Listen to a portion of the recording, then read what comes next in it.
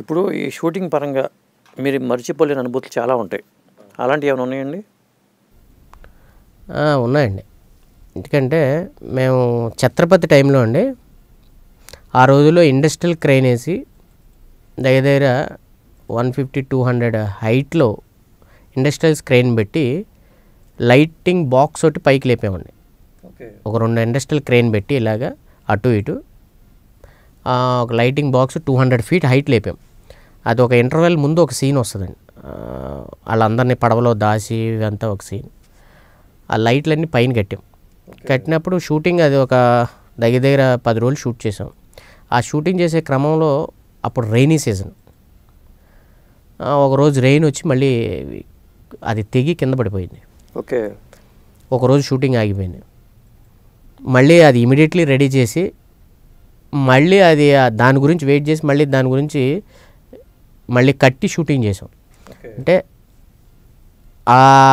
ఆ సీన్ చేసినప్పుడు ఆ లైటింగ్కి అది చాలా అద్భుతంగా ఉంటుంది అనమాట. అది ఒక మర్చిపోలేని అనుభూతి అనమాట. అది అంటే అంత బాగా చేసాం, అది చాలా బాగా చేసాం ఛత్రపతి. అంటే అలా చేయాలని ఆలోచన ఎలా వచ్చింది?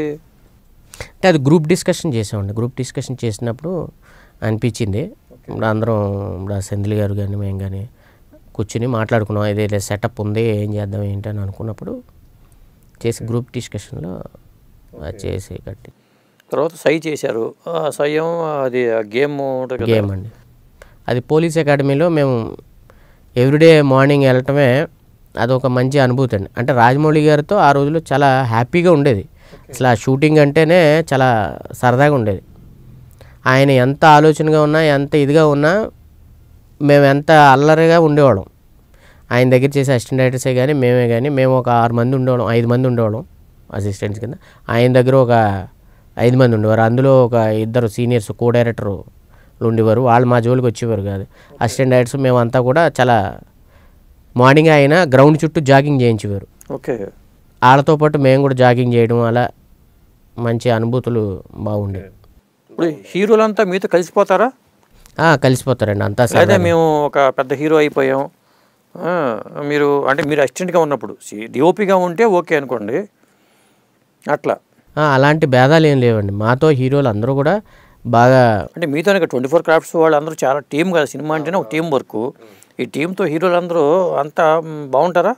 బాగానే ఉంటారండి, బాగానే మాట్లాడతారు, బాగానే ఇచ్చేస్తారు. ప్రభాస్కరే కానీ అప్పుడు ఆ టైంలో చాలా సరదాగా ఉండేవారు. మాతో అందరితో చాలా జోక్ చేసేవారు, చాలా జోక్గా ఉండేవారు. అందులో ఇంకొకటి ఎన్టీఆర్ గారితో చేసినప్పుడు కూడా ఎన్టీఆర్ గారు కూడా ఆయన చాలా జోవియల్గా సరదాగా ఆట పట్టించుతూ ఉండేవారు. నన్ను స్విమ్మింగ్ పూల్లోకి దోసేవారు. అట్లా చాలా స్విమ్మింగ్ పూల్ సీన్ ఏదో వాటర్ సీన్ ఒకటి చేస్తుంటే ఆయన చాలా సరదా. అశోక్ సినిమా టైంలో చాలా బాగా ఉండేది.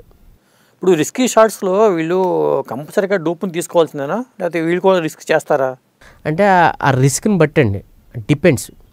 ఆ డిపెండ్స్ని బట్టి ఆ డూబుని పెట్టాలా లేదా అనేది చేస్తాం. ఇప్పుడు కారు పెల్టీలు కొట్టేది ఉంటుంది, అది హీరో గారికి అంత అనుభవం ఉండకపోవచ్చు.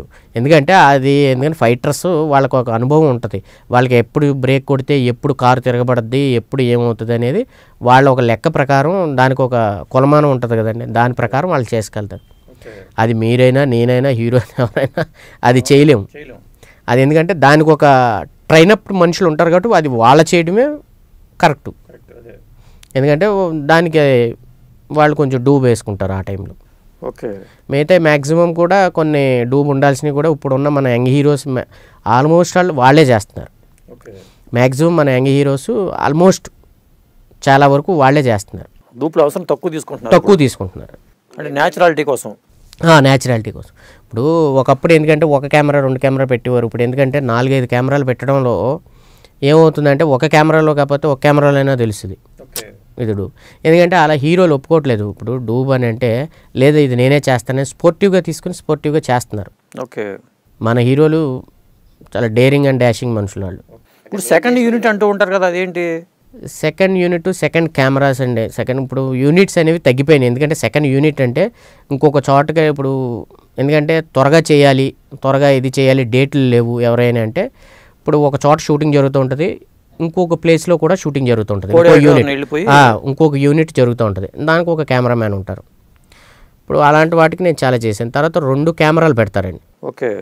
సెకండ్ కెమెరా అంటారు. సెకండ్ కెమెరా పెట్టినప్పుడు ఏమవుతుందంటే ఒక వైడ్ షాట్ కెమెరా ఒకటి ఉంటుంది, టైట్ రేంజ్ ఒకటి ఉంటుంది. ఎందుకంటే ఒకేసారి లెన్స్ చేంజ్ చేయకుండా 2 షాట్లు తీసేయచ్చు, టైం వేస్ట్ అవుతుంది 2 కెమెరాలు పెట్టి. ఓకే.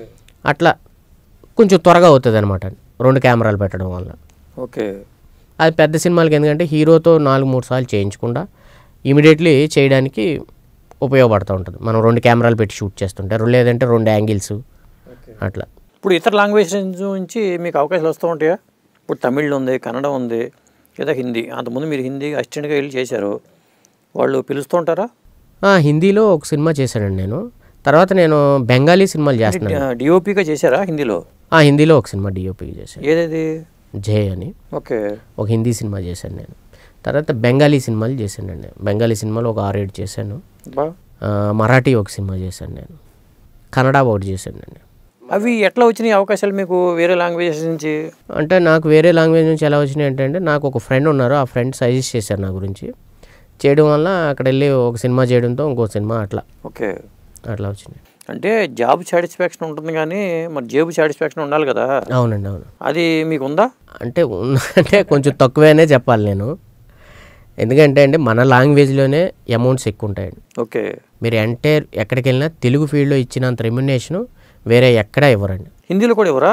హిందీలో అంటే హిందీలో అంత పెద్ద సినిమాలు మనం చేయాలంటే హిందీలో ఇస్తారు, కానీ ఇప్పుడు హిందీతో పోటీ పడుతుంది తెలుగు ఇండస్ట్రీ. ఓకే. ఇప్పుడు ఒక టైంలో మనకి ఇక్కడ 5-10 లక్షలండి, ₹1,00,00,000 వరకు కూడా వెళ్ళిపోయిన కెమెరామ్యాన్స్ ఉన్నారు. ఇప్పుడు 1,50,00,000 కూడా తీసుకుంటున్నారు, 1-2 కోట్ల వరకు కూడా వెళ్ళిపోయారు. ఇప్పుడు హిందీలో ఇప్పుడు ₹1,00,00,000 అనేది పెద్ద విషయం కాదండి, అది ఇంటర్నేషనల్ మార్కెట్. ఓకే.